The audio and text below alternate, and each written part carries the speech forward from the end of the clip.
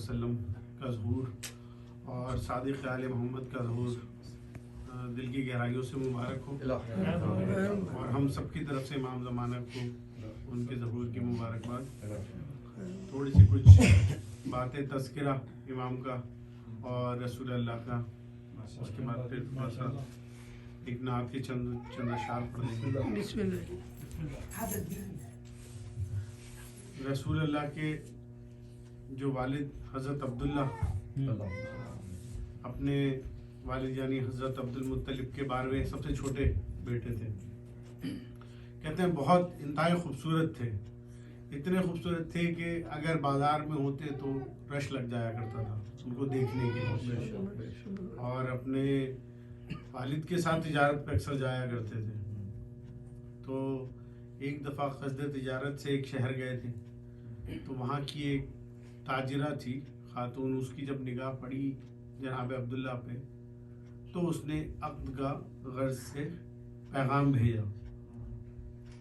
تو جناب عبداللہ نے فرمایا کہ یہ فیصلے ہمارے بڑے کرتے ہیں، تو اس لیے یہ ہم فیصلے کرتے نہیں رکھتے، ہمارے بڑے اس کے فیصلے کرتے ہیں۔ پھر اس کے بعد جناب عبداللہ کا نکاح ہو گیا جناب آمنہ سے، اور اسی دوران جب نکاح ہو چکا تو دوبارہ جب گئے تو اس کو پھر جناب عبداللہ نے عقد کے غرض سے خود بھیجا پیغام۔ تو اس نے کہا پہلے میں دیکھنا چاہتی ہوں۔ جب اس نے جناب عبداللہ کو دیکھا تو اس نے انکار کر دیا کہ نہیں اب میں نہیں کرنا چاہتی۔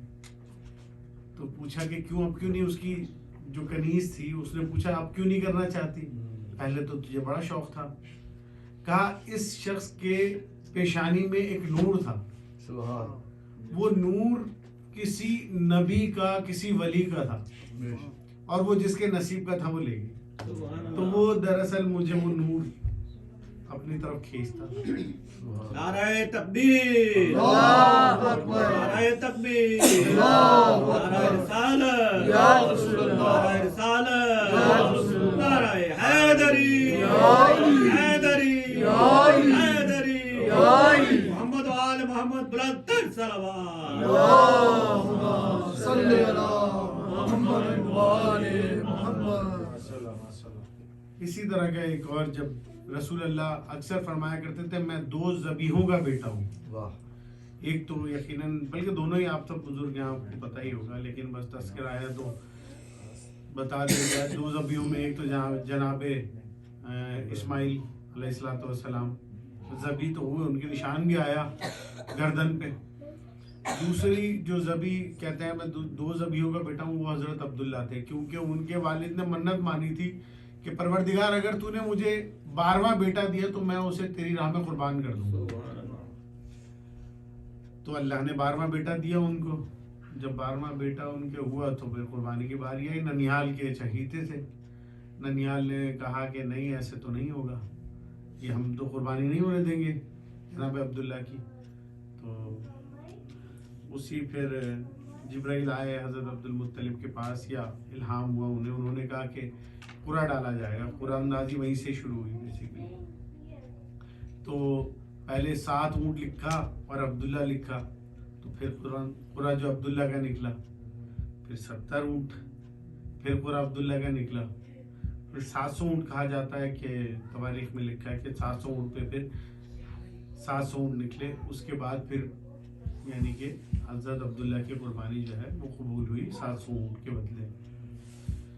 تو یہ تو کچھ تذکرہ تھا رسول اللہ صلی اللہ علیہ وسلم کے والد کا۔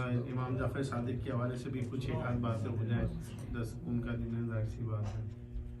امام کے ہم تمام ائمہ میں سب سے جو کچھ موقع ملا تبلیغ کا، وہ امام جعفر صادق علیہ الصلوۃ والسلام۔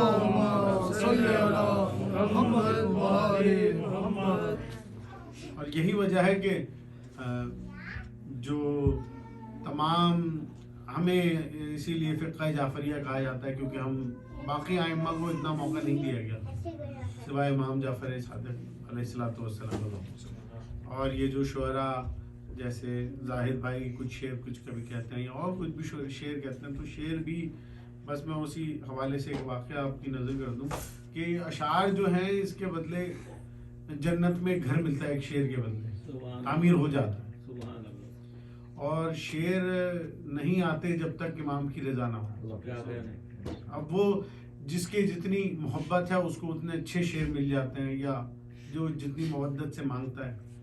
जैसे मीर अनीस और मिर्जा दबीर तो एक मिसरे के लिए 2 रकात शुक्राने पढ़ते थे नमाज के। एक मिसरा में आता वो बावजूद बैठ के मुसल्ले पे अशार कहा करते थे इमाम हुसैन की शान में। तो एक ऐसे ही शख्स था, उसको कुछ पैसों की जरूरत थी लेकिन मुनाफिक अली था, तो दोस्तों के पास गया कि मेरी कुछ मदद कर दो। तो दोस्तों ने कहा हम तो तेरी मदद कर नहीं सकते, हाँ तू एक काम, तुझे एक मशवरा दे सकते हैं कि तू अली की शान में कुछ अशार कहे और उनके फर्जंद हैं जाफर सादिक अलैहिस्सलाम, उनके दूर चला जा, वो तेरी कुछ मदद कर देंगे। तो अब सारी जिंदगी उसने गुजारी तो दुश्मनी अली में थी, लेकिन दरवाजे खिड़कियां बंद करके कुछ अशार कहे उसने, जेब में छुपाए और इमाम की महफिल में जाके बैठा। इमाम के असहाब तशरीफ फरमा थे, बैठा रहा कोने में। उसके बाद इंतज़ार करता रहा कि सब चले जाएं, एक एक करके इमाम के असहाब जाना शुरू हुए। हिम्मत नहीं पड़ रही कि कहे कि मैं कुछ शेर कह के लाया हूँ और आपसे कुछ मदद चाहता हूँ। जब सब चले गए तो उसके भी दिल में आया छोड़ मैं भी चलता हूँ। अब उठ के वो जाने लगा महफिल से, तो इमाम ने उसे रोक लिया, कहा जो मेरे जद की शान में शेर कहे थे तूने वो ले आया। वाह वाह वाह वाह सुभान अल्लाह। तो वो बोला कि आपको पता है मैंने शेर कहे? तो इमाम ने कहा हमें पता है तूने शेर कहे, तू कहे तो हम सुना भी दें। कहा सुनाइए। तो इमाम ने उसको अशार सुनाना शुरू किए, तो उसकी आंखें खुलना शुरू हुई। उसने कहा कि आपको फर्जंद रसूल कैसे पता कि ये मैंने अशार ये अल्फाज कहे? तो मौला ने फरमाया अल्फाज इमाम वक्त साहिब अम्र की इजाजत के बगैर किसी के पास नहीं जाते जब कि वो मधे आले मोहम्मद में कुछ कह सके। पहले हमारे पास आते हैं, फिर अगर हम इजाजत देते हैं तो उसके जहन पे इल्का होता है। सुभान अल्लाह, नाराए हैदरी। तो अब दुश्मनी अली में तो उसने जिंदगी गुजारी थी, उसको जन्नत में तो जाना नहीं था। तो इमाम ने कहा ये तेरी कीमत इन अशार की, अब ये कीमत तेरी और ये अशार हमारे, अब तेरा इनसे कोई वास्ता नहीं। तो ऐसे कई वाक़यात मिलते हैं। तो इमाम का जिक्र था, मैंने कहा इमाम से दिन मंसूब है तो थोड़ा थोड़ा उनका जिक्र हो जाए। कुछ नात के चंद अशार हैं, गला तो खराब है लेकिन मौला की तबर्रुकन नबूवतों का है और जो वक़ार आँखों में, नबूवतों का है और जो वक़ार आँखों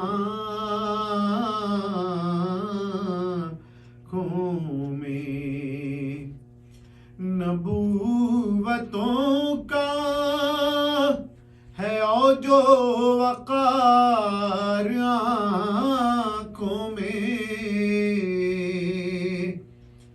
नबूवतों का है और जो वक़ार आँखों में, कहाँ समाएंगे ये ताजदार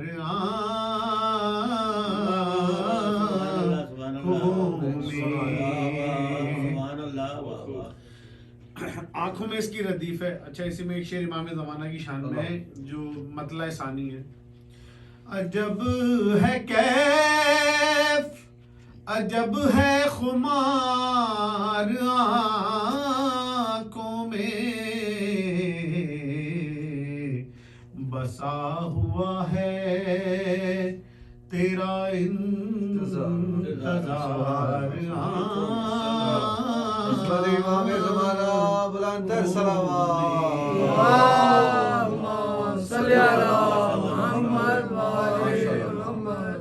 और लगा लो कब्रे पैगंबर की खाक का सुरमा,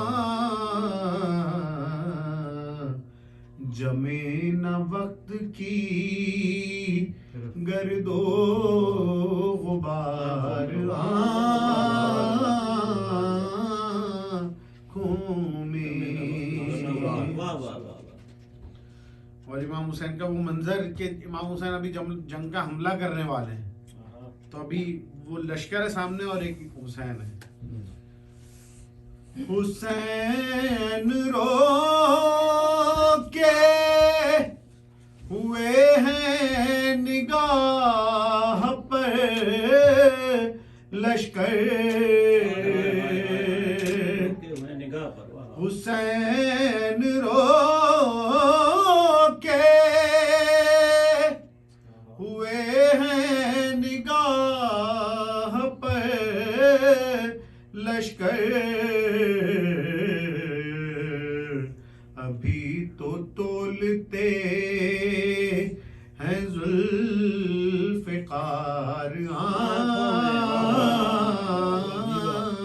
آنکھوں میں, ابھی تو تولتے ہیں نبوتوں کا واہ واہ واہ. ہے جو وقار آنکھوں میں.